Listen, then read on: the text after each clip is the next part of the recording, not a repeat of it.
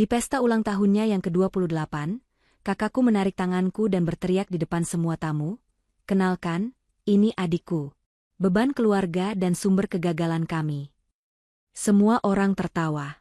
Ayah dan ibu tertawa paling keras. Tapi tawa mereka mati mendadak saat pacar kakakku, seorang direktur perusahaan besar, justru berjalan melewatinya, menunduk, dan berkata, "Sebelum ceritanya dimulai, silahkan tulis di kolom komentar dari daerah mana saja teman-teman yang menonton cerita ini. Jangan lupa like dan subscribe agar channel ini bisa semakin berkembang dan bisa mempersembahkan cerita yang lebih menarik lagi." Suasana di ruang tengah rumah mewah itu terasa begitu sesak oleh aroma parfum mahal dan gelak tawa yang dibuat-buat. Lampu kristal raksasa yang menggantung di langit-langit memantulkan cahaya keemasan ke seluruh penjuru ruangan, menciptakan ilusi kemewahan yang sempurna. Malam itu adalah perayaan ulang tahun ke-28 Zahra, kakak perempuanku, dan seperti biasa, rumah orang tua kami disulap menjadi tempat pesta yang megah. Tamu-tamu undangan yang terdiri dari kolega bisnis, sosialita, dan kerabat jauh memenuhi ruangan, saling memamerkan perhiasan dan keberhasilan semu mereka. Di tengah keramaian itu, aku berdiri menyudut di dekat meja prasmanan, berusaha sebisa mungkin untuk tidak terlihat. Pakaianku sangat kontras dengan gaun-gaun malam gemerlap yang dikenakan para tamu. Aku hanya mengenakan gamis yang sudah pudar warnanya karena sering dicuci, dipadukan dengan hijab senada yang kusut di bagian tepinya. Bukan karena aku tidak ingin tampil rapi, tetapi ibu memang tidak pernah membiarkanku membeli pakaian baru. Uang yang ada di rumah ini, menurut ibu, hanya pantas digunakan untuk keperluan Zahra dan citra keluarga. Aku, Ayana, hanyalah penumpang yang harus tahu diri. Aku melihat ibu berjalan tergesa-gesa ke arahku. Wajahnya yang dipoles make-up tebal tampak garang saat melihat keberadaanku. Tangannya yang dipenuhi cincin emas mencengkeram lengan atasku dengan kuat, menyalurkan rasa sakit yang sengaja ia berikan. Ibu berbisik dengan nada tajam, memperingatkan agar aku tidak mempermalukan keluarga dengan penampilan gembelku. Ia menyuruhku untuk bersembunyi di dapur, dan hanya keluar jika pelayan membutuhkan bantuan untuk mengangkat piring kotor. Aku hanya mengangguk pelan, sudah terbiasa dengan perlakuan seperti ini selama bertahun-tahun. Bagi mereka, aku adalah noda di atas kain sutra keluarga ini. Namun, sebelum aku sempat melangkah mundur ke area dapur, suara musik tiba-tiba mengecil. Perhatian seluruh ruangan tertuju ke arah tangga utama yang melengkung indah. Di sana, Zahra turun dengan anggun bak seorang putri raja. Ia mengenakan gaun merah menyala yang memperlihatkan lekuk tubuhnya, dengan kalung berlian melingkar di lehernya. Di sebelahnya, seorang pria tampan dengan setelan jas hitam mahal menggandeng tangannya. Pria itu adalah Indra, kekasih baru Zahra yang konon adalah seorang direktur muda di perusahaan multinasional tempat Zahra bekerja. Pak Rudi, ayahku, berdiri di ujung tangga dengan wajah bangga yang meluap-luap, seolah-olah ia baru saja memenangkan lotre terbesar dalam hidupnya. Tepuk tangan riuh membahana menyambut pasangan itu. Zahra melambaikan tangan dengan senyum lebar, menikmati setiap detik pemujaan yang ia terima. Aku menghentikan langkahku, terpaku melihat pemandangan itu. Ada rasa perih di dada, bukan karena iri, melainkan karena ketidakadilan yang begitu nyata. Selama ini aku yang mengurus segala keperluan rumah, membereskan kekacauan administrasi ayah, bahkan diam-diam membayar tagihan listrik yang sering mereka lupakan, namun aku tetap dianggap tidak ada. Zahra dan Indra sampai di panggung kecil yang sudah disiapkan. Indra tampak tenang, wajahnya datar dan sulit ditebak, berbeda dengan Zahra yang terlihat sangat bersemangat. Zahra mengambil mikrofon, mengucapkan terima kasih kepada para tamu yang hadir. Ia menceritakan betapa suksesnya karirnya tahun ini, bagaimana ia berhasil memimpin proyek besar, dan betapa beruntungnya ia memiliki keluarga yang mendukung serta kekasih yang hebat seperti Indra. Tiba-tiba, tatapan Zahra menyapu ruangan dan berhenti tepat di tempatku berdiri. Senyum manis di wajahnya berubah menjadi seringai licik yang sangat aku kenal. Firasatku memburuk. Aku ingin lari ke dapur, tapi kakiku terasa berat seolah dipaku ke lantai. Zahra memanggil namaku lewat mikrofon, suaranya terdengar manis namun penuh bisa. Ia meminta adik tersayangnya untuk naik ke panggung. Semua mata kini tertuju padaku. Tatapan mereka beragam, ada yang jijik, ada yang kasihan, namun kebanyakan menatap dengan rasa ingin tahu yang merendahkan. Ibu yang tadi menyuruhku pergi, kini mendorong punggungku kasar agar aku maju. Ia berbisik bahwa jika aku tidak menurut, aku akan tidur di teras malam ini. Dengan langkah gemetar, aku berjalan membelah kerumunan tamu yang wangi itu, menaiki panggung, dan berdiri di samping Zahra yang gemerlap. Kontras itu begitu menyakitkan mata. Zahra yang bersinar dan aku yang kusam. Zahra segera merangkul bahuku, namun cengkeramannya terasa menyakitkan. Ia mendekatkan mikrofon ke bibirnya lagi dan mulai berbicara. Ia memperkenalkan aku kepada Indra dan seluruh tamu undangan. Kata-kata yang keluar dari mulutnya bagaikan sembilu yang mengiris hati. Ia berkata bahwa ini adalah Ayana, adiknya yang malang. Ia menyebutku sebagai beban keluarga yang tidak memiliki pekerjaan, tidak memiliki masa depan, dan hanya bisa menumpang hidup di rumah orang tua. Ia bahkan menambahkan bumbu cerita bahwa aku sering membuat masalah dan menjadi sumber kegagalan di keluarga kami. Zahra tertawa kecil di akhir kalimatnya, seolah itu adalah lelucon paling lucu sedunia. Pak Rudi dan Ibu yang berdiri di barisan depan ikut tertawa terbahak-bahak. Mereka bertepuk tangan, memberi sinyal kepada tamu lain bahwa menghina Ayana adalah hal yang legal dan menghibur. Seketika, ruangan itu pecah oleh tawa. Para tamu undangan, yang mungkin tidak mengenalku sama sekali, ikut tertawa hanya untuk menyenangkan tuan rumah. Aku menunduk dalam-dalam, menahan air mata yang mendesak ingin keluar. Tanganku mengepal kuat di balik kain gamisku. Rasanya aku ingin menghilang, ingin bumi menelanku saat itu juga. Hinaan ini bukan yang pertama, tapi dilakukan di depan ratusan orang dan di depan pacar barunya membuat luka ini terasa jauh lebih dalam. Aku melirik ke arah Indra, bersiap melihat wajah jijik yang sama seperti tamu lainnya. Namun, apa yang kulihat membuat darahku berdesir. Indra tidak tertawa. Sama sekali tidak ada senyum di wajahnya. Ia berdiri tegak dengan kedua tangan dimasukkan ke dalam saku celana, menatap Zahra dengan tatapan yang sangat dingin, sedingin es kutub. Matanya kemudian beralih menatapku yang menunduk, dan ada kilatan aneh di sana, sebuah tatapan hormat dan rasa bersalah yang mendalam. Tawa di ruangan itu perlahan surut ketika orang-orang menyadari bahwa sang tamu kehormatan, Indra, tidak ikut dalam kegembiraan semu itu. Zahra yang menyadari diamnya Indra, mencoba mencairkan suasana. Ia menyenggol lengan Indra manja, bertanya mengapa Indra diam saja melihat pertunjukan badut keluarga ini. Indra menarik napas panjang, lalu mengambil mikrofon dari tangan Zahra dengan gerakan kasar yang mengejutkan semua orang. Suaranya menggema lewat pengeras suara, berat dan tegas. Ia mengatakan bahwa pertunjukan ini memang sangat menarik, sangat membuka matanya tentang siapa sebenarnya keluarga ini. Zahra tersenyum bangga, mengira Indra memujinya. Tapi senyum itu lenyap seketika saat Indra melanjutkan kalimatnya. Indra menatap tajam ke manik mata Zahra dan berkata dengan artikulasi yang sangat jelas, bahwa mulai hari ini, detik ini juga, Zahra dipecat dari perusahaan. Tidak ada surat peringatan, tidak ada pesangon, langsung pemecatan tidak hormat. Dan bukan hanya itu, Indra juga menegaskan bahwa hubungan asmara mereka selesai saat itu juga. Keheningan yang mencekam langsung menyergap ruangan pesta itu. Musik latar berhenti mendadak. Gelas yang dipegang salah satu tamu terjatuh dan pecah. Suaranya terdengar nyaring saking sunyinya suasana. Zahra mematung, mulutnya terbuka sedikit namun tidak ada suara yang keluar. Ia seperti orang yang tersambar petir di siang bolong. Pak Rudi dan Ibu melongo, wajah mereka pucat pasi seolah darah berhenti mengalir di tubuh mereka. Mereka tidak percaya dengan apa yang baru saja mereka dengar. Seorang Indra, direktur muda yang mereka agung-agungkan, baru saja memecat putri kebanggaan mereka dan memutuskan hubungan di depan umum. Zahra akhirnya tersadar dari syoknya. Ia mencoba meraih tangan Indra, bertanya dengan suara histeris apa maksud perkataannya. Ia berpikir ini pasti lelucon, atau prank ulang tahun untuk memberinya kejutan. Ia tertawa sumbang, air mata mulai menggenang di pelupuk matanya yang menggunakan lensa kontak berwarna. Ia memohon agar Indra berhenti bercanda karena itu tidak lucu. Namun Indra menepis tangan Zahra dengan jijik, seolah tangan itu penuh kuman penyakit. Indra melangkah mundur menjauhi Zahra, menciptakan jarak fisik yang tegas di antara mereka. Pria itu merapikan jasnya sejenak, lalu melakukan sesuatu yang membuat jantung semua orang di ruangan itu berhenti berdetak. Indra berjalan mendekatiku. Ia memutar tubuhnya menghadapku sepenuhnya. Di depan ratusan pasang mata yang masih terbelalak kaget, Indra membungkukkan badannya sedikit, sebuah gestur penghormatan yang sangat sopan dan formal. Suaranya terdengar lembut namun tegas saat ia berbicara kepadaku. Ia mengucapkan permohonan maaf yang tulus atas kelancangannya.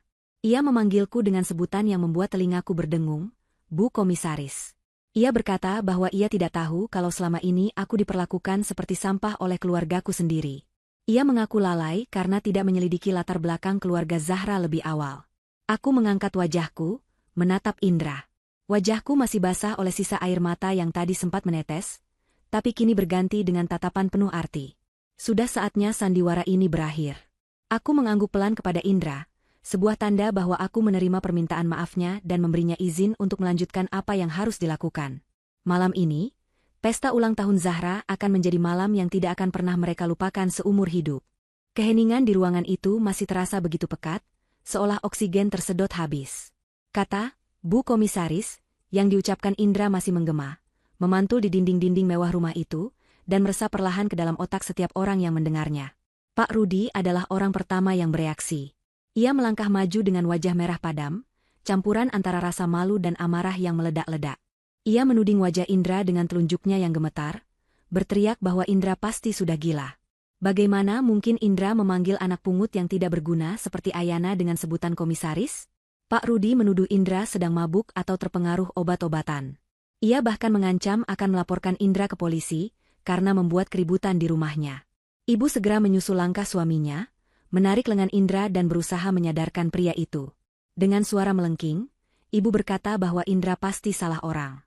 Ia menjelaskan bahwa Ayana hanyalah pengangguran, gadis bodoh yang bahkan tidak lulus kuliah karena tidak ada biaya, gadis yang kerjanya hanya diam di kamar seharian. Ibu berusaha meyakinkan Indra bahwa Zahralah bintang di rumah ini, Zahralah yang bekerja di perusahaan besar, bukan Ayana.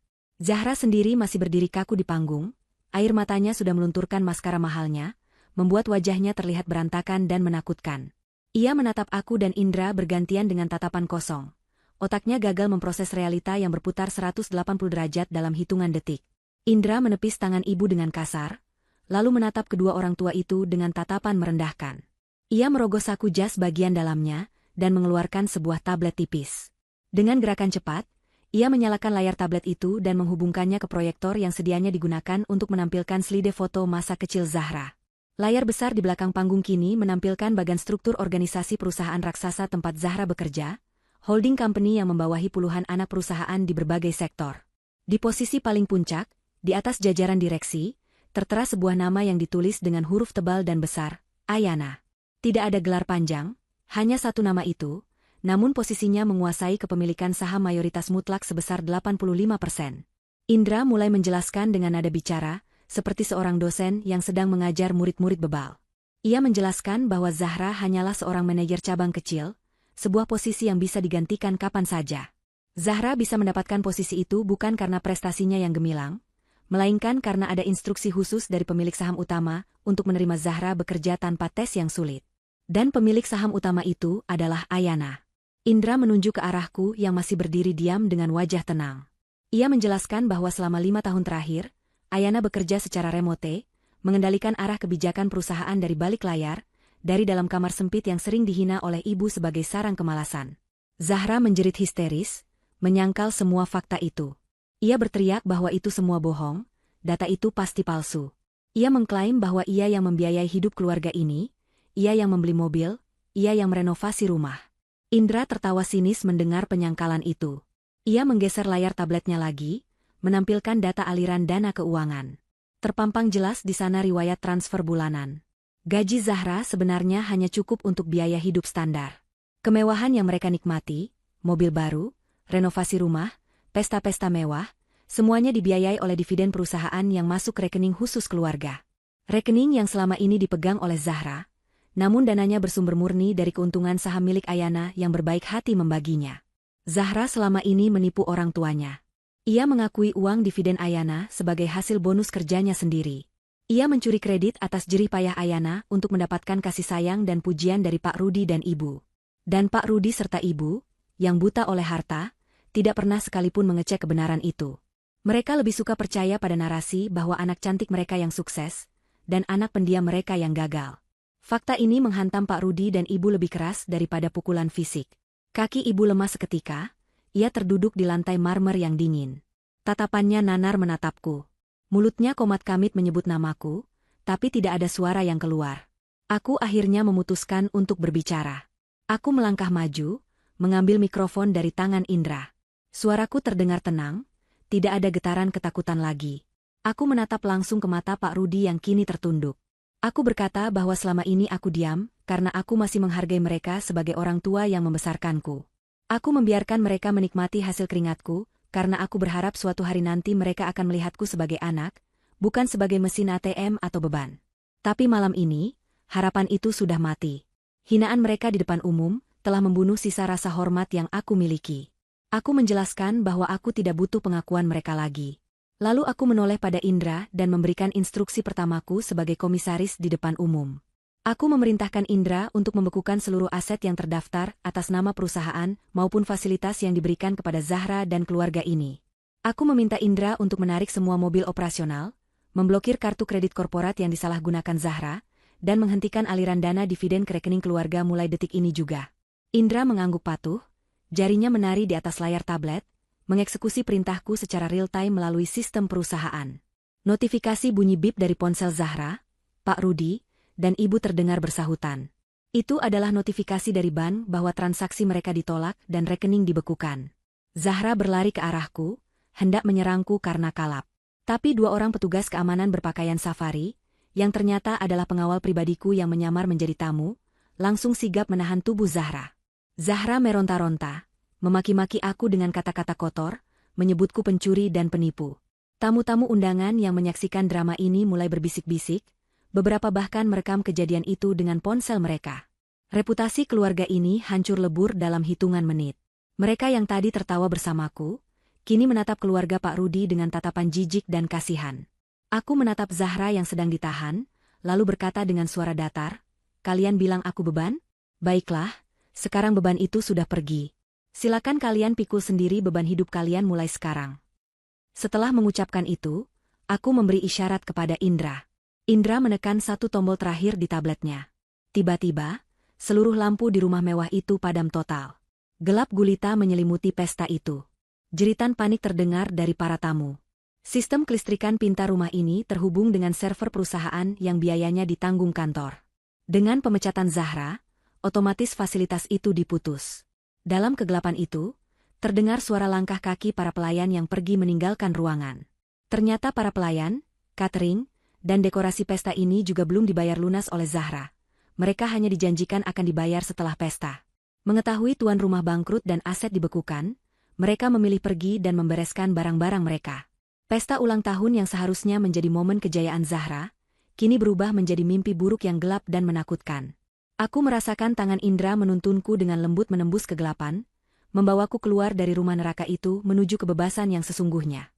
Di belakangku, terdengar tangisan ibu dan teriakan frustrasi Pak Rudi yang memanggil-manggil namaku, tapi aku tidak menoleh sedikitpun.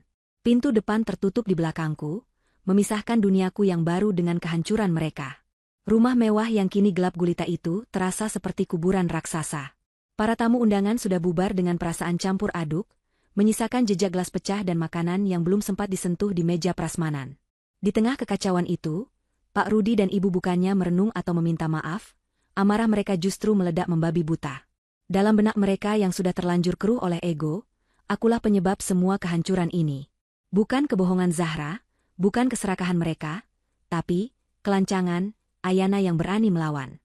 Pak Rudi meraba-raba mencari senter atau lilin sambil terus mengumpat kasar, menyebut nama binatang dan sumpah serapah yang ditujukan padaku. Saat cahaya lilin temaram mulai menerangi ruang tengah, wajah mereka terlihat mengerikan, seperti hantu yang dipenuhi dendam.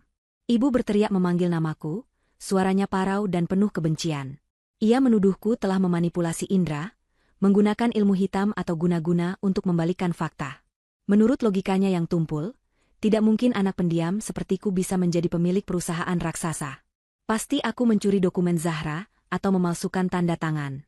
Ibu mendesak Zahra untuk melaporkanku ke polisi malam itu juga. Namun Zahra hanya duduk bersimpu di lantai. Tatapannya kosong menatap layar ponselnya yang mati total karena kehabisan baterai dan sinyal yang entah kenapa mendadak hilang di area rumah itu. Pak Rudi kemudian membuat keputusan yang didorong oleh emosi sesaat. Ia berteriak lantang ke arah pintu depan, tempat aku baru saja menghilang. Ia mengusirku. Ia berteriak bahwa aku tidak lagi dianggap anak, bahwa aku haram menginjakan kaki di rumah ini lagi. Ia yakin seyakin-yakinnya bahwa tanpa atap rumahnya, aku akan mati kelaparan di jalanan dalam hitungan hari. Ia bahkan melempar sebuah koper tua milikku, yang entah kapan ia ambil dari kamarku, keluar pintu hingga isinya berhamburan di halaman. Baju-baju lusuhku berserakan di tanah yang basah oleh embun malam. Itu adalah tindakan simbolis pembuangan yang sangat menyakitkan. Aku berdiri di balik gerbang besi yang tinggi, menyaksikan adegan itu dengan hati yang anehnya terasa ringan. Tidak ada air mata lagi, rasa sakit itu sudah berubah menjadi kebas. Aku memungut baju-bajuku dengan tenang, memasukkannya kembali ke dalam koper tanpa terburu-buru. Aku tidak menoleh lagi ke arah rumah yang pernah menjadi tempatku berteduh namun, tak pernah menjadi tempatku pulang. Aku menyeret koperku menjauh, suara roda koper yang beradu dengan aspal sunyi menjadi satu-satunya musik pengiring kepergianku. Namun, aku tidak berjalan sendirian di kegelapan malam. Baru beberapa langkah aku meninggalkan gerbang, sebuah mobil sedan hitam mengkilap perlahan menepi di sampingku. Kaca jendela belakang turun, memperlihatkan wajah seorang pria parubaya yang sangat aku kenal. Itu adalah Pak Haryo, pengacara kepercayaan almarhum kakekku, orang yang selama ini diam-diam menjaga aset warisan yang sebenarnya menjadi hakku. Pak Haryo tersenyum ramah. Senyum kebapakan yang selama ini tidak pernah aku dapatkan dari Pak Rudi. Ia mempersilakanku masuk. Supir berseragam turun dengan sigap, mengambil koper lusuhku dan memasukkannya ke bagasi mobil mewah itu dengan hati-hati seolah itu berisi emas batangan. Di dalam mobil yang sejuk dan beraroma kulit mewah, Pak Haryo menyerahkan sebuah map tebal berwarna merah marun. Aku membukanya perlahan. Isinya adalah dokumen-dokumen legal yang selama ini disembunyikan rapat-rapat oleh Pak Rudi di brankas rahasianya. Dokumen itu adalah wasiat kakek. Di sana tertulis jelas bahwa rumah mewah yang baru saja kutinggalkan, tanah perkebunan di luar kota, dan deposito dalam jumlah besar, semuanya diwariskan atas namaku, Ayana. Kakek tahu betul tabiat Pak Rudi yang boros dan tidak jujur, sehingga ia mengunci warisan itu agar baru bisa dibuka saat aku berusia 25 tahun, atau saat aku sudah mandiri. Dan malam ini, definisi mandiri itu telah terbukti sempurna. Sementara itu, di dalam rumah, kepanikan mulai melanda Zahra. Ia mencoba memesan ojek online untuk pergi ke hotel, tapi aplikasinya menolak memproses pesanan karena metode pembayarannya terhubung dengan rekening yang sudah dibekukan.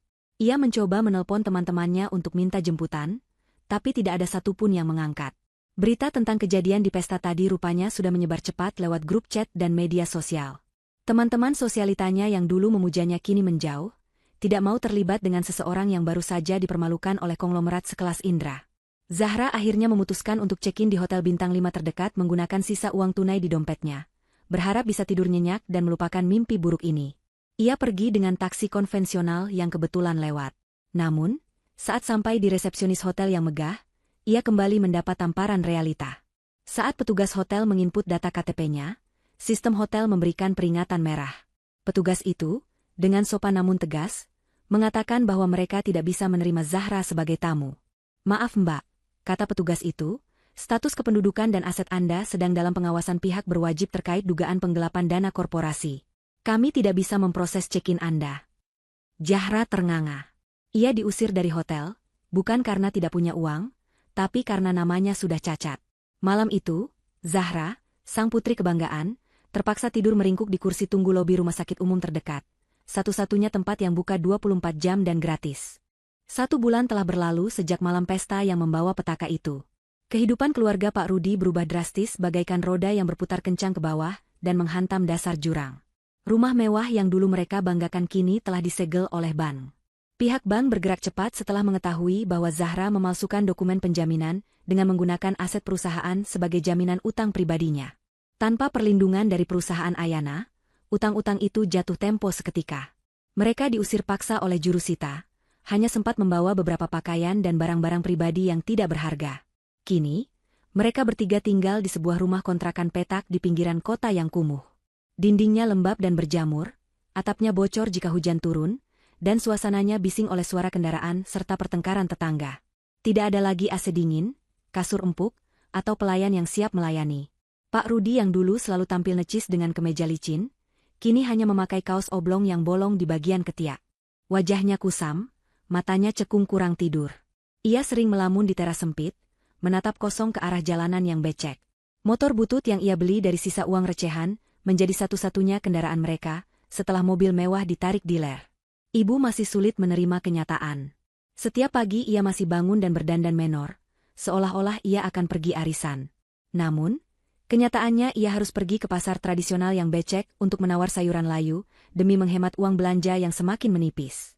Ia sering bertengkar dengan pedagang pasar karena merasa harga yang diberikan terlalu mahal, padahal sebenarnya uangnya lah yang tidak cukup. Di kontrakan, ibu sering marah-marah tanpa sebab, menyalahkan Zahra yang dianggapnya tidak becus mengurus masalah ini. "Kalau kamu pintar sedikit, kita tidak akan begini," teriak ibu setiap kali melihat Zahra yang hanya tiduran di kasur tipis. Zahra sendiri sudah menyerah mencari kerja di bidangnya. Setiap lamaran yang ia kirimkan selalu berakhir dengan penolakan atau tanpa kabar. Namanya sudah masuk daftar hitam HRD di seluruh industri terkait. Kasus penggelapan dan pemecatan tidak hormat dari perusahaan besar, membuat tidak ada satupun perusahaan yang berani mempekerjakannya. Akhirnya, Zahra terpaksa bekerja sebagai pelayan di sebuah warung makan kecil. Gajinya sangat kecil, bahkan tidak cukup untuk membeli satupun produk perawatan kulit wajah yang dulu biasa ia pakai.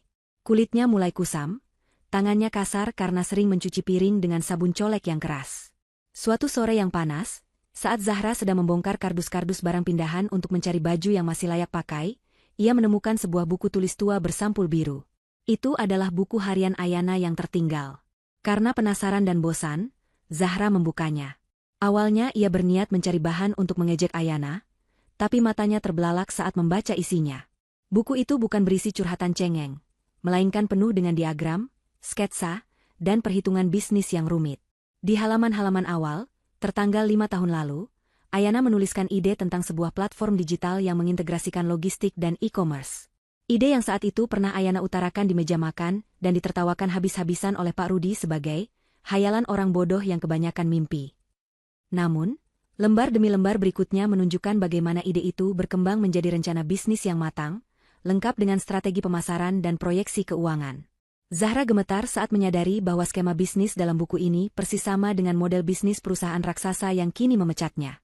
Ternyata, hayalan bodoh, itu adalah blueprint atau cetak biru kesuksesan Ayana.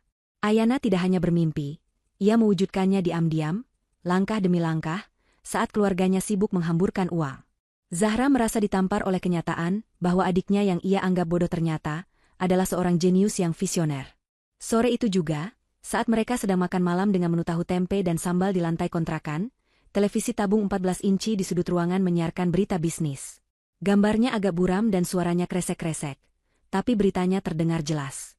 Pembawa berita dengan antusias mengumumkan daftar 10 pengusaha muda terkaya dan paling berpengaruh tahun ini. Dan di urutan teratas, muncullah foto Ayana. Wajahnya terlihat anggun dengan hijab modern, tersenyum percaya diri di depan gedung perkantoran megah miliknya. Tulisan di layar kaca berbunyi, Ayana, CEO muslimah misterius yang mengubah wajah industri digital. Pembawa berita menceritakan kisah inspiratif Ayana yang membangun kerajaannya dari nol, tanpa bantuan keluarga, dan kini aktif dalam berbagai kegiatan filantropi. Pak Rudi tersedak nasinya. Ibu menjatuhkan sendoknya ke lantai dengan bunyi berdenting nyaring. Mata mereka terpaku pada layar TV, melihat sosok yang dulu mereka sebut beban, kini dipuja oleh seluruh negeri. Di layar itu, Ayana terlihat bercahaya, jauh dari jangkauan tangan kotor mereka. Kenyataan pahit menghantam ulu hati mereka. Mereka telah membuang berlian demi mempertahankan batu kerikil. Melihat wajah Ayana terpampang di layar televisi sebagai miliarder muda, sebuah rencana licik mulai tumbuh di kepala Pak Rudi dan Ibu.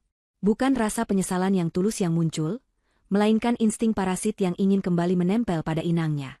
Malam itu, mereka mengadakan rapat keluarga darurat di kontrakan sempit itu. Ibu dengan semangat berapi-api menyusun strategi. Menurutnya, Ayana pasti masih memiliki hati yang lemah. Darah lebih kental daripada air. Kata ibu yakin, lupa bahwa dialah yang pertama kali membuang darah itu. Mereka memutuskan untuk mendatangi kantor pusat Ayana, memainkan peran sebagai orang tua yang rindu dan hilaf, lalu perlahan meminta bantuan keuangan. Keesokan harinya, mereka bangun pagi-pagi sekali. Ibu membongkar tumpukan baju lama, mencari pakaian yang terlihat paling sopan namun cukup lusuh untuk memancing rasa iba.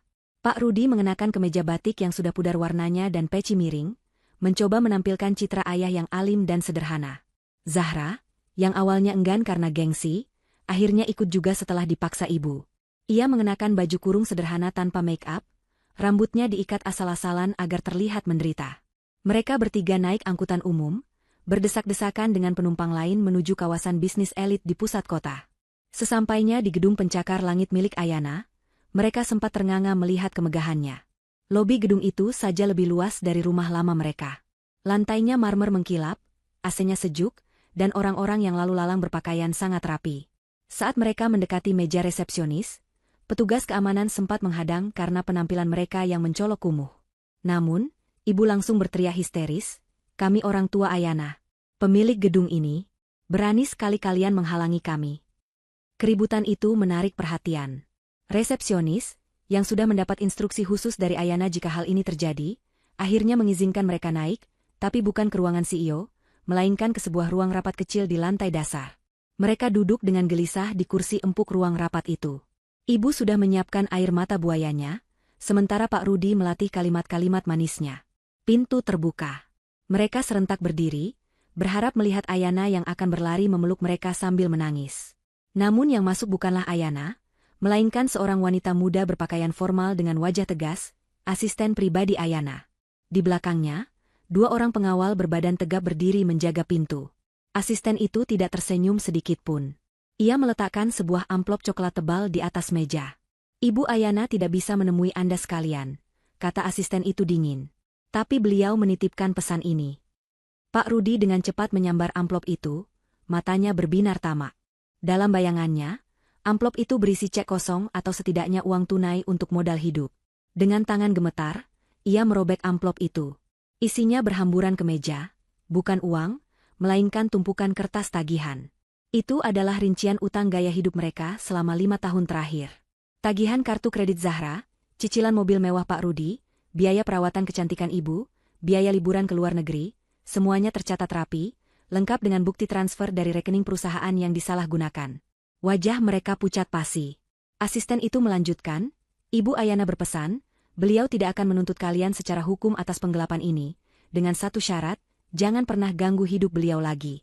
Anggap ini sebagai pemutihan utang terakhir. Tapi jika kalian berani mendekat lagi, semua bukti ini akan diserahkan ke polisi. Ibu langsung histeris. Ia menjatuhkan diri ke lantai, mencoba memeluk kaki asisten itu, mengira itu bisa meluluhkan hati Ayana yang mungkin sedang menonton lewat CCTV. Tolong sampaikan pada anakku. Ibunya sakit. Kami kelaparan. Masa dia tega melihat orang tuanya seperti ini? Teriak ibu. Tiba-tiba, suara Ayana terdengar lewat intercom di ruangan itu. Suaranya jernih, tenang, namun menusuk tulang. Jangan sentuh staf saya, kata Ayana. Kalian lupa? Saya bukan anak kalian. Saya hanya beban yang sudah kalian buang ke tempat sampah. Dan sampah tidak punya kewajiban untuk menghidupi pembuangnya. Pulanglah, sebelum saya berubah pikiran dan memenjarakan kalian semua. Suara itu mematikan harapan mereka seketika. Ayana yang dulu penurut sudah mati. Yang ada kini adalah pengusaha wanita yang dingin dan tak tersentuh. Dengan langkah gontai dan perasaan hancur, mereka diusir keluar gedung oleh keamanan, kembali ke panasnya jalanan aspal, kembali ke kenyataan bahwa pintu emas itu telah tertutup selamanya. Penolakan mentah-mentah dari Ayana membuat api kemarahan kembali menyala di hati Zahra. Rasa malu dan sakit hati karena diusir seperti pengemis mengubah keputusaasaannya menjadi dendam yang berbahaya. Di kontrakan sempit mereka malam itu, Zahra tidak bisa tidur. Otaknya berputar mencari cara untuk menjatuhkan Ayana. Ia sadar ia tidak bisa melawan Ayana dengan uang atau kekuasaan, tapi ia bisa menggunakan senjata yang paling efektif di era digital, opini publik. Zahra tahu betul bahwa masyarakat sangat sensitif dengan isu anak durhaka. Keesokan harinya, Zahra menghubungi salah satu teman lamanya yang bekerja di sebuah akun gosip online terkenal. Teman itu sebenarnya enggan, tapi Zahra menjanjikan sebuah berita eksklusif yang akan meledak viral. Zahra mulai menyusun narasi bohong. Ia mengarang cerita bahwa Ayana sebenarnya mencuri ide bisnis dari Zahra saat Zahra sedang sakit, lalu memanipulasi orang tua mereka hingga mereka jatuh miskin. Ia juga menambahkan bumbu bahwa Ayana menelantarkan orang tua kandungnya yang kini sakit keras dan kelaparan, sementara Ayana hidup bergelimang harta. Untuk memperkuat fitnahnya, Zahra membuat video di media sosial. Dengan kemampuan aktingnya yang mumpuni, ia tampil dengan wajah polos tanpa make-up, mata sembab, dan pakaian lusuh. Ia menangis terseduh-seduh di depan kamera, menceritakan kisah sedih keluarganya yang dizolimi oleh saudaranya sendiri yang kini jadi orang kaya. Ia memotret kondisi kontrakannya yang kumuh dan memotret ibu yang sedang tiduran, yang sebenarnya hanya sedang tidur siang, dengan caption, "Ibu sakit keras tapi tak ada biaya berobat karena semua aset diambil adikku." Video itu meledak. Netizen yang mudah terpancing emosi langsung menyerbu akun media sosial bisnis Ayana. Kolom komentar penuh dengan hujatan, caci maki, dan seruan boikot. Tagar Ayana anak durhaka mulai trending. Zahra tersenyum puas melihat kekacauan itu dari layar ponsel retaknya. Ia merasa menang. Ia bahkan mendapat tawaran endorsement kecil-kecilan dari simpati netizen. Di pihak lain, musuh-musuh bisnis Ayana melihat celah ini dan ikut memanasi suasana, menyewa buzzer untuk semakin menyudutkan Ayana. Namun, Yang tidak Zahra ketahui adalah bahwa diamnya Ayana bukanlah tanda kelemahan, melainkan strategi perang. Indra, yang kini menjabat sebagai Direktur Operasional mendampingi Ayana, sebenarnya sudah memantau pergerakan digital Zahra sejak awal. Indra menyadap komunikasi Zahra atas izin pengadilan, karena adanya indikasi upaya pencemaran nama baik korporasi. Ayana sengaja membiarkan Zahra merasa di atas angin, membiarkannya menyebarkan kebohongan seluas-luasnya, agar jatuhnya nanti semakin sakit dan tak terbantahkan. Puncak drama ini terjadi saat Zahra melakukan live streaming di akun media sosialnya. Ia berjanji akan membongkar bukti-bukti kejahatan Ayana. Penonton live-nya mencapai ratusan ribu orang. Zahra sedang berapi-api berbicara di depan kamera ponselnya, memegang tumpukan kertas kosong yang ia klaim sebagai bukti. Tiba-tiba, pintu kontrakan mereka didobrak dengan keras. Zahra terlonjak kaget. Ponselnya hampir terjatuh tapi tetap merekam kejadian itu secara langsung. Masuklah beberapa petugas kepolisian berseragam lengkap dari unit cybercrime. Di belakang mereka, wartawan dari berbagai stasiun TV, yang diundang resmi oleh tim kuasa hukum Ayana, ikut merekam. Polisi langsung membacakan surat penangkapan. Saudari Zahra, Anda kami tangkap atas dugaan pelanggaran UU ITE, pencemaran nama baik, dan penyebaran berita bohong yang mengakibatkan kerugian material pada perusahaan publik, kata petugas dengan tegas. Wajah Zahra pucat pasi, matanya melotot horor. Ia mencoba berteriak minta tolong pada netizen di live-nya, tapi komentar yang masuk justru berbalik menyerangnya. Ternyata, sesaat sebelum polisi masuk, akun resmi perusahaan Ayana merilis video klarifikasi yang sangat telak. Video itu berisi rekaman CCTV saat Zahra dan orang tuanya mengusir Ayana, bukti-bukti transfer uang yang digelapkan Zahra selama ini, dan rekaman suara Zahra saat sedang merencanakan fitnah itu dengan teman gosipnya. Netizen yang tadinya membela Zahra langsung berbalik menghujatnya sebagai ratu drama dan kakak jahat. Penangkapan Zahra ditonton jutaan orang secara live. Ia digiring keluar kontrakan dengan tangan diborgol, menangis meraung-raung, sementara ibu dan Pak Rudi hanya bisa bengong di pojokan, menyadari bahwa senjata terakhir mereka justru meledak di tangan sendiri. Suasana ruang sidang pengadilan hari itu terasa begitu berat dan mencekam. Lampu-lampu ruangan yang biasanya redup kini terasa menyorot tajam ke arah kursi pesakitan di mana Zahra duduk. Penampilannya sungguh menyedihkan. Rambutnya yang dulu selalu tertata rapi kini kusut. Wajahnya kusam tanpa riasan, dan matanya bengkak karena terlalu banyak menangis. Rompi tahanan berwarna oranye yang dikenakannya seolah menjadi stempel kegagalan yang tak terhapuskan. Di barisan kursi pengunjung, Pak Rudi dan Ibu duduk meringkuk, tampak jauh lebih tua dari usia mereka yang sebenarnya. Mereka menunduk dalam-dalam, tak berani menatap ke arah meja penuntut, apalagi ke arah wartawan yang berdesakan di belakang pagar pembatas. Sidang hari ini adalah sidang dengan agenda pembacaan putusan dan pembelaan terakhir. Kasus Zahra telah menjadi sorotan nasional, sebuah drama keluarga yang berubah menjadi skandal hukum dan korporasi. Jaksa penuntut umum telah membeberkan bukti-bukti yang tak terbantahkan, rekam jejak digital fitnah yang disebarkan Zahra, bukti forensik manipulasi laporan keuangan perusahaan selama ia bekerja, hingga kesaksian para ahli tentang kerugian imaterial yang diderita perusahaan Ayana akibat kampanye hitam tersebut. Zahra didakwa dengan pasal berlapis tentang pencemaran nama baik, penyebaran berita bohong, dan penipuan korporasi. Ancaman hukumannya tidak main-main, penjara bertahun-tahun menantinya. Saat hakim ketua mengetuk palu untuk membuka sidang, keheningan menyergap ruangan. Namun, kejutan sebenarnya baru dimulai ketika pintu ruang sidang terbuka dan Ayana melangkah masuk. Ia datang sebagai saksi korban sekaligus pemilik perusahaan yang dirugikan. Penampilan Ayana sangat kontras dengan keluarganya. Ia mengenakan setelan blazer dan rok panjang yang elegan namun sopan, hijabnya tertata rapi, wajahnya tenang memancarkan aura wibawa yang sulit dibantah. Indra berjalan di sampingnya, setia mendampingi sebagai pelindung dan rekan kerja. Melihat kedatangan Ayana, pertahanan mental Pak Rudi dan Ibu runtuh seketika. Ibu, yang selama ini masih memendam sedikit ego, tiba-tiba berlari menerobos barisan keamanan. Ia menjatuhkan dirinya di kaki Ayana sebelum sempat dicegah oleh petugas. Suara tangisannya memilukan, menggema di seluruh ruang sidang. Ayana, anakku. Tolong ampuni kakakmu. Ampuni kami, raungnya sambil mencium ujung sepatu Ayana. Kami orang tuamu, nak, darah dagingmu. Jangan biarkan kakakmu membusuk di penjara. Pak Rudi ikut bersimpu di belakang ibu, air mata membasahi pipinya yang keriput. Pemandangan itu sungguh dramatis, sebuah ironi dari kesombongan mereka beberapa bulan yang lalu. Hakim mengetuk palu berulang kali meminta ketertiban, namun Ayana mengangkat tangan kanannya, memberi isyarat halus meminta waktu sejenak. Hakim mengangguk, memberikan izin.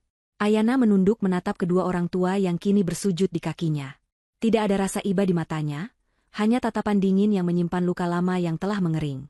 Ia mundur selangkah, melepaskan kakinya dari pegangan tangan ibu. Kemudian, Ayana mengeluarkan sebuah amplop putih dari tas kerjanya. Amplop itu terlihat biasa saja, namun isinya adalah bom waktu yang akan menghancurkan sisa-sisa ikatan emosional di antara mereka. Ayana meminta izin kepada hakim untuk membacakan satu bukti tambahan yang relevan dengan motif tindakan para terdakwa. Dengan suara yang stabil dan jernih, Ayana mulai membaca. Itu adalah hasil tes DNA yang ia lakukan diam-diam setahun yang lalu, jauh sebelum konflik ini meledak. Hasil tes itu menyatakan dengan tingkat akurasi 99,9% bahwa Ayana tidak memiliki hubungan biologis sebagai anak kandung dengan Pak Rudi maupun ibu. Sontak, ruang sidang gempar. Wartawan berebut mengambil foto, pengunjung berbisik-bisik kaget. Wajah Pak Rudi dan ibu berubah dari sedih menjadi pucat pasi ketakutan. Rahasia terbesar yang mereka simpan rapat-rapat selama puluhan tahun akhirnya terbongkar di tempat yang paling tidak mereka harapkan. Ayana melanjutkan penjelasannya. Ia mengungkapkan fakta sejarah kelam keluarganya. Ayana sebenarnya adalah keponakan jauh Pak Rudi. Orang tua kandung Ayana adalah pengusaha sukses yang meninggal dalam kecelakaan tragis saat Ayana masih bayi. Pak Rudi, yang saat itu adalah kerabat miskin, mengambil hak asuh Ayana bukan karena kasih sayang, melainkan untuk menguasai harta warisan orang tua kandung Ayana. Uang warisan itulah yang digunakan Pak Rudi untuk memulai hidup mewah, membeli rumah besar, dan membesarkan Zahra bak putri raja. Sementara Ayana, sang pewaris asli, diperlakukan seperti pembantu di rumahnya sendiri, diberi makan sisa, dan selalu dihina sebagai beban. Kalian menyebutku beban? Suara Ayana bergetar menahan emosi yang memuncak. Kalianlah parasit yang sesungguhnya. Kalian mencuri masa depanku, mencuri kasih sayang orang tuaku yang sudah tiada, dan menggunakan uang darah mereka untuk memanjakan anak kandung kalian sendiri. Ayana menunjuk ke arah Zahra yang kini menangis gemetar di kursi terdakwa. Dia, tunjuk Ayana pada Zahra, hidup mewah dari uang orang tuaku, sementara aku harus bekerja keras sejak kecil hanya untuk mendapatkan pengakuan kalian. Dan ketika aku sukses dengan tanganku sendiri, kalian masih mencoba menghancurkanku. Pak Rudi mencoba menyangkal, tergagap-gagap mengatakan itu bohong. Tapi bukti dokumen adopsi ilegal dan transfer aset masa lalu yang dibawa pengacara Ayana sudah cukup membungkam mulutnya. Hakim menggelengkan kepala, tak percaya dengan kejahatan moral yang terungkap. Simpati publik yang mungkin tersisa sedikit untuk orang tua yang dizolimi, kini lenyap tak berbekas, berganti dengan kemurkaan. Ayana menutup pernyataannya dengan kalimat yang menusuk langsung ke jantung mereka. Hutang nyawa dibayar nyawa, tapi di dunia ini, hutang harta dan harga diri dibayar dengan keadilan. Saya tidak menuntut balas dendam, saya hanya menuntut hak saya kembali. Nikmatilah masa tua kalian dengan penyesalan, karena pintu maaf saya sudah tertutup rapat, serapat pintu sel penjara yang akan mengurung anak kebanggaan kalian. Ayana berbalik badan, kembali duduk di kursinya tanpa menoleh lagi. Palu hakim diketuk keras, menandakan sidang ditunda untuk musyawarah putusan. Namun bagi keluarga Pak Rudi, vonis kehidupan sudah dijatuhkan saat itu juga, kehancuran total yang tak terelakkan. Vonis hakim jatuh bagaikan palu godam yang menghancurkan sisa-sisa harapan Zahra. Ia dinyatakan bersalah atas semua dakwaan dan dijatuhi hukuman penjara 5 tahun, ditambah denda besar yang mustahil ia bayar. Karena tidak mampu membayar denda, masa hukumannya ditambah. Zahra histeris saat digiring petugas kejaksaan menuju mobil tahanan. Ia berteriak memanggil ibu, memanggil ayah, bahkan memanggil Indra, berharap ada keajaiban yang menyelamatkannya. Namun tidak ada yang datang. Ibu pingsan di ruang sidang, dan Pak Rudi hanya bisa menatap kosong. Jiwanya seolah sudah mati. Kehidupan di penjara menjadi neraka nyata bagi Zahra. Ia yang terbiasa tidur di kasur empuk dengan AC dingin, kini harus tidur berhimpitan di lantai semen yang keras dan dingin dalam sel yang penuh sesak. Bau pesing dan lembab menjadi aroma sehari-harinya. Makanan yang diberikan adalah nasi cadong yang keras dengan lauk seadanya, jauh dari menu restoran mewah yang biasa ia pamerkan di media sosial. Namun, penderitaan fisik itu belum seberapa dibandingkan dengan teror mental yang ia hadapi. Di dalam sel itu, hukum rimba berlaku. Dan sialnya bagi Zahra, salah satu penghuni sel itu adalah mantan asisten rumah tangga mereka dulu, Mbak Surti. Dulu, Zahra sering memperlakukan Mbak Surti dengan kejam, membentaknya, menuduhnya mencuri, bahkan pernah menyiramnya dengan air panas hanya karena kopi yang dibuatkan kurang manis. Mbak Surti dipenjara karena kasus pencurian kecil demi membiayai anaknya yang sakit, Sebuah situasi yang ironisnya disebabkan oleh gaji kecil yang sering ditahan oleh keluarga Zahra. Saat Zahra masuk ke sel itu dengan wajah ketakutan, Mbak Surti adalah orang pertama yang menyambutnya. "Selamat datang, Non Zahra," sapa Mbak Surti dengan senyum penuh arti yang membuat bulu kuduk Zahra meremang. Teman-teman sel lainnya, yang sudah mendengar cerita kekejaman Zahra dari Mbak Surti, ikut menatapnya dengan tatapan lapar. Malam itu menjadi malam terpanjang dalam hidup Zahra. Tidak ada kekerasan fisik yang brutal, tapi intimidasi mental yang mereka lakukan membuat Zahra tidak bisa memejamkan mata sedetik pun. Ia disuruh memijat kaki para senior, membersihkan WC jongkok dengan sikat gigi, dan mendengarkan cemoohan tentang betapa jatuhnya harga dirinya kini. Sang putri raja telah menjadi budak di istana jeruji besi. Sementara itu, di luar penjara, nasib Pak Rudi dan Ibu tak kalah menyedihkan. Setelah fakta tentang penggelapan warisan terungkap di pengadilan, sisa aset mereka yang sangat sedikit, termasuk motor butut dan uang simpanan terakhir, disita untuk membayar sebagian ganti rugi kepada Ayana, meskipun nilainya sangat jauh dari cukup. Mereka diusir dari kontrakan karena tidak bisa membayar sewa. Tanpa uang, tanpa rumah, dan dengan nama baik yang sudah hancur lebur di masyarakat, mereka benar-benar menjadi gelandangan. Mereka tidur di emperan toko yang tutup, beralaskan kardus bekas.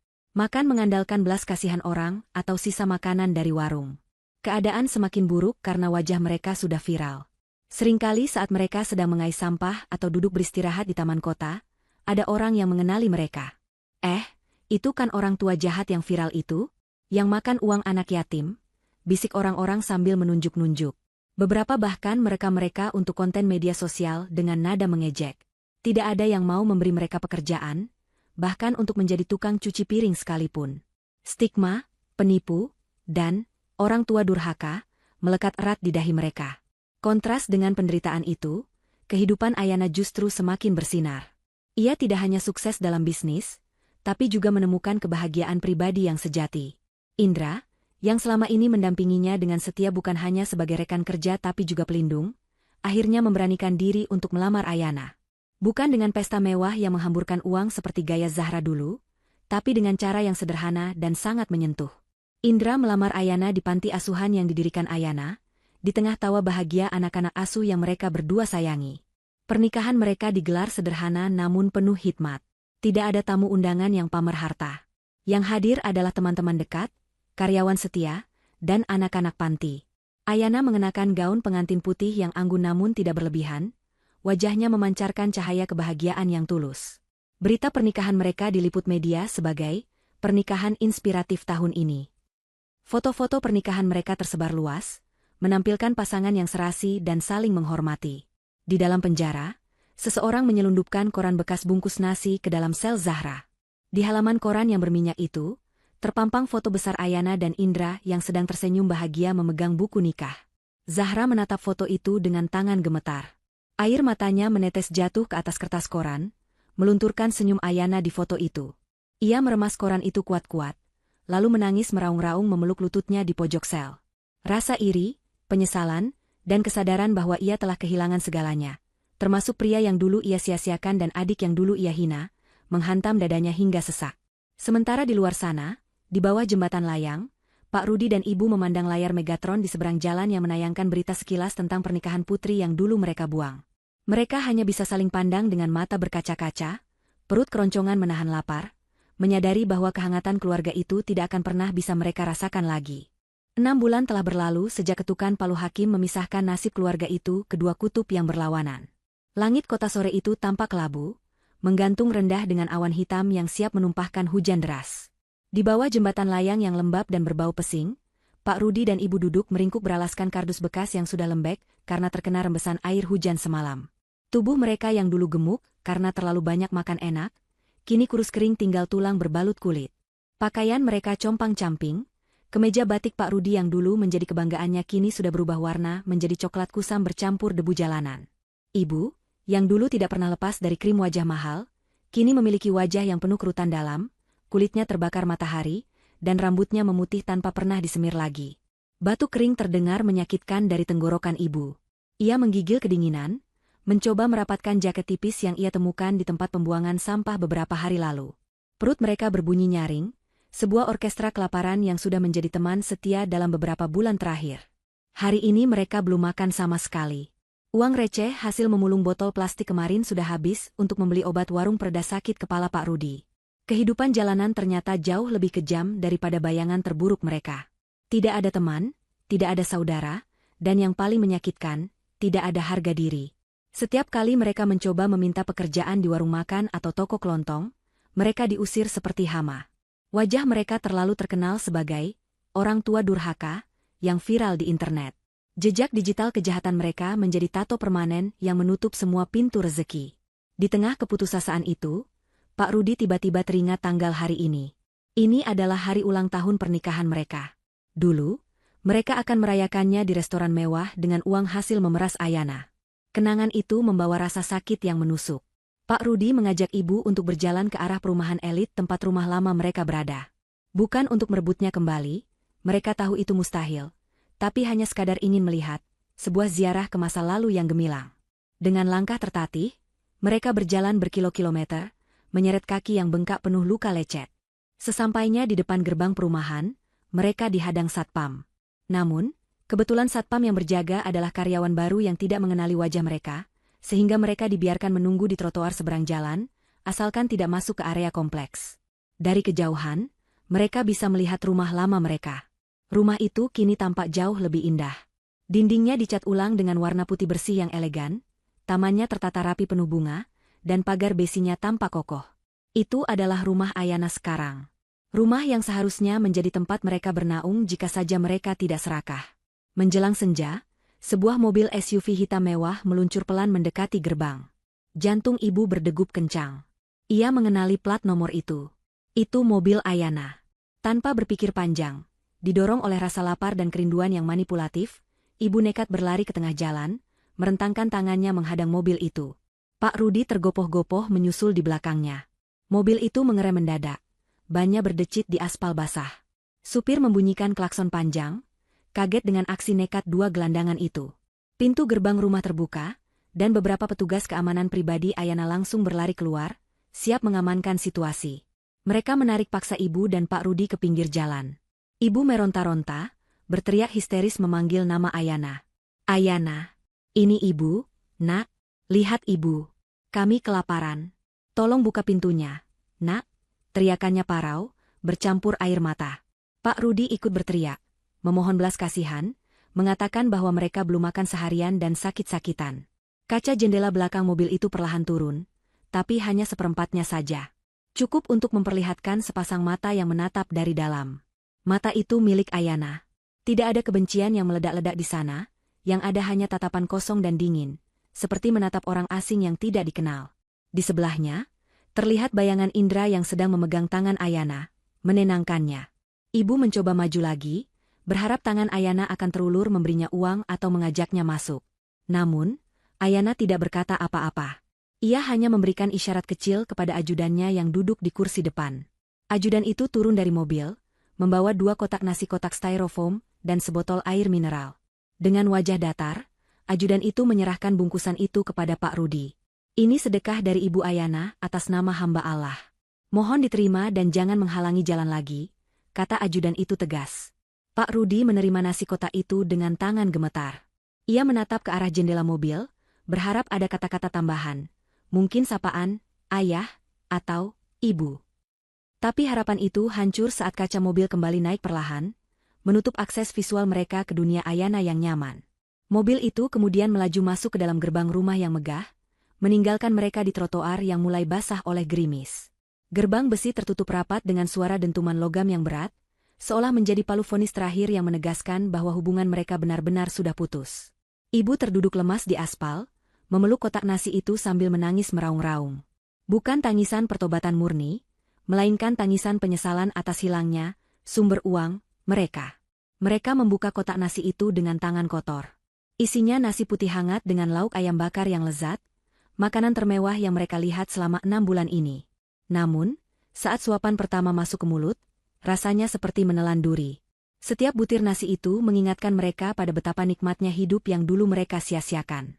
Mereka makan sambil menangis di pinggir jalan, di bawah guyuran hujan yang semakin deras, disaksikan oleh orang-orang yang lewat yang menatap mereka dengan pandangan jijik. Di seberang sana, di balik tembok tinggi rumah Ayana, lampu-lampu taman menyala terang, hangat, dan damai. Sebuah surga yang pintu gerbangnya telah mereka kunci sendiri dari luar. Penyesalan itu datang bukan hanya terlambat, tapi sudah tidak berguna lagi. Mereka masih hidup, tapi bagi Ayana, mereka sudah lama mati. Sementara orang tuanya hidup menggelandang di jalanan, Zahra menjalani hari-harinya di balik jeruji besi yang dingin. 5 tahun penjara terasa seperti 5 abad bagi wanita yang dulu terbiasa hidup sebagai ratu sosialita itu.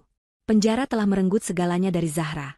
Kecantikannya, kesombongannya, dan masa depannya. Wajahnya kini kusam dan berjerawat karena air penjara yang kotor dan stres berkepanjangan. Tubuhnya yang dulu ramping terawat kini kurus kering. Punggungnya mulai membungkuk karena sering tidur meringkuk di lantai keras tanpa alas yang layak. Setiap pagi, Zahra harus bangun sebelum subuh untuk mengantre kamar mandi yang baunya busuk dan airnya sering mati. Tidak ada lagi ritual perawatan kulit 1 jam yang biasa ia lakukan. Gantinya adalah sikut-sikutan dengan narapidana lain, hanya untuk mendapatkan 1 gayung air. Mbak Surti, mantan pembantunya yang kini menjadi kepala kamar di sel itu, memastikan Zahra mendapatkan jatah piket yang paling berat. Zahra harus membersihkan WC jongkok yang mampet dengan tangan kosong, mengepel lantai koridor yang panjang, dan mencuci baju teman-teman selnya. Setiap kali Zahra mencoba membantah atau mengeluh lelah, cibiran dan ancaman fisik dari narapidana lain langsung membungkamnya. Dulu kamu nyuruh saya ngepel sampai tangan saya lecetkan, non? Sekarang rasakan sendiri gimana rasanya jadi babu. Sindir Mbak Surti suatu hari saat melihat Zahra menangis sambil menyikat lantai. Kalimat itu menampar Zahra lebih keras daripada pukulan fisik. Karma itu nyata, dan ia datang dengan bunga berbunga yang harus dibayar lunas setiap detik. Zahra sering duduk di pojok sel saat jam istirahat, menatap tembok kusam yang penuh coretan putus asa. Ia membayangkan hidupnya dulu, pesta-pesta mewah, pujian orang-orang, dan kehangatan pelukan Indra. Bayangan itu kini menjadi siksaan batin yang paling kejam. Ia merindukan Indra, pria yang dulu ia campakan dan ia manfaatkan, yang kini menjadi suami adiknya sendiri. Suatu hari, seorang narapidana baru masuk ke sel mereka. Narapidana itu membawa potongan koran bekas yang ia sembunyikan di balik bajunya. Zahra, yang haus akan berita dunia luar, meminjam koran itu. Matanya langsung terpaku pada sebuah artikel di halaman Gaya Hidup. Di sana terpampang foto besar Ayana, yang sedang meresmikan gedung pencakar langit baru untuk kantor pusat perusahaannya. Ayana terlihat sangat berwibawa, mengenakan busana muslimah modern yang elegan, tersenyum lebar sambil memegang gunting pita. Di sampingnya, Indra berdiri gagah, menatap Ayana dengan tatapan penuh cinta yang dulu, sangat dulu, pernah Zahra lihat ditujukan padanya. Tapi yang membuat dada Zahra sesak bukan hanya kesuksesan itu. Di artikel itu tertulis bahwa Ayana sedang mengandung anak pertama, buah cintanya dengan Indra. Judul artikelnya berbunyi, Ayana, dari anak tiri yang terbuang menjadi ratu bisnis dan calon ibu yang bahagia. Zahra meremas koran itu hingga lecek. Rasa iri membakar dadanya hingga ia sulit bernapas. Adiknya, beban keluarga, kini memiliki segalanya. Harta, tahta, cinta, dan keluarga yang utuh. Sementara dia, anak emas, membusuk di penjara, sendirian, tanpa ada satupun yang peduli. Bahkan orang tuanya tidak pernah berkunjung, karena Zahra tidak tahu bahwa mereka pun kini hidup menggelandang. Kesadaran bahwa ia telah kalah telak dalam permainan hidup ini, membuat Zahra menjerit histeris di dalam sel. Sebuah teriakan keputusasaan yang hanya dijawab oleh gema tembok penjara yang dingin. Skene berpindah ke kantor Ayana di lantai teratas gedung pencakar langit yang baru diresmikan. Ruangan itu luas, berdinding kaca yang menyajikan pemandangan seluruh kota Jakarta dari ketinggian. Matahari senja sedang turun, melukis langit dengan warna jingga dan ungu yang memukau. Ayana berdiri di dekat jendela, tangannya membelai lembut perutnya yang mulai membuncit. Ia menatap ke bawah, ke arah jalanan kota yang terlihat kecil seperti mainan. Di suatu tempat di bawah sana, ia tahu orang tua angkatnya sedang berjuang bertahan hidup, dan di sudut kota yang lain, kakaknya sedang menjalani hukuman. Pintu ruangan terbuka.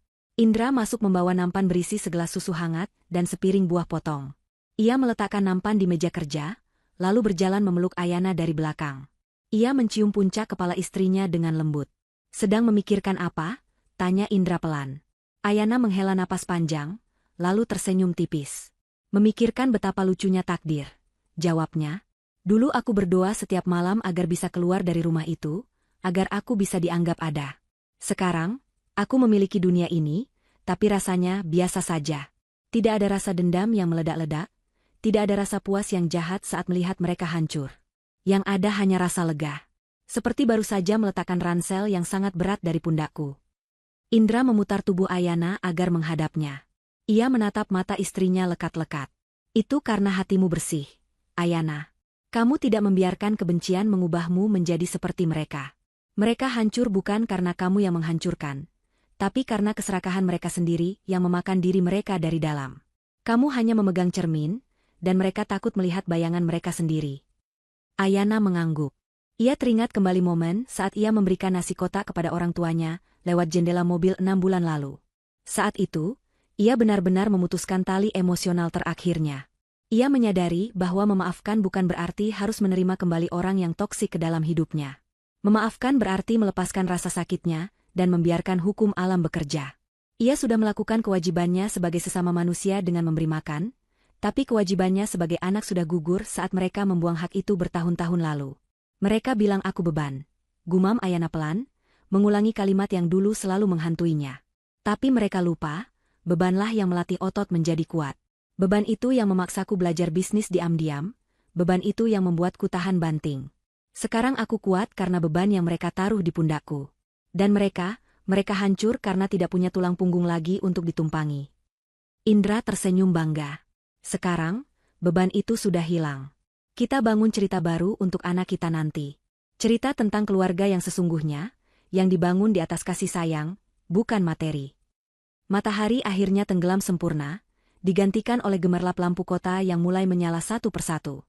Di bawah sana, Pak Rudi dan Ibu sedang berebut tempat tidur di emperan toko agar tidak kena angin malam. Di dalam penjara, Zahra sedang menatap langit-langit sel dengan tatapan kosong. Dan di atas sana, di puncak menara kesuksesannya, Ayana menyeruput susu hangatnya dengan tenang. Keadilan telah ditegakkan dengan cara yang paling sempurna. Bukan dengan pedang, tapi dengan kesuksesan yang tak terbantahkan. Layar kehidupan mereka menggelap, menutup kisah tentang si beban yang menjadi berlian, dan berlian palsu yang kembali menjadi debu.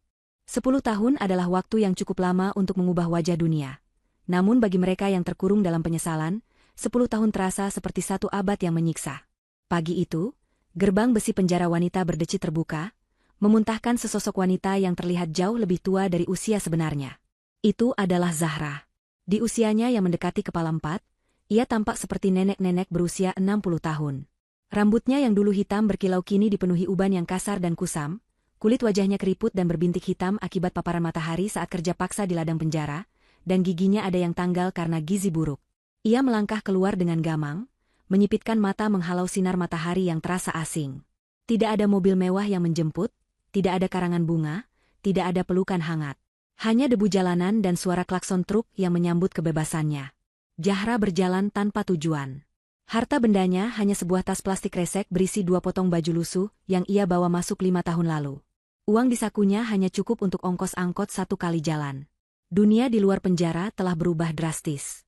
Gedung-gedung bertingkat makin banyak, teknologi semakin canggih, dan wajah kota semakin asing. Di setiap sudut jalan, ia melihat billboard digital raksasa yang menampilkan iklan layanan masyarakat atau produk teknologi. Ironisnya, sebagian besar iklan itu memuat logo perusahaan milik Ayana, yang kini telah meraksasa menjadi konglomerasi terbesar di negara ini.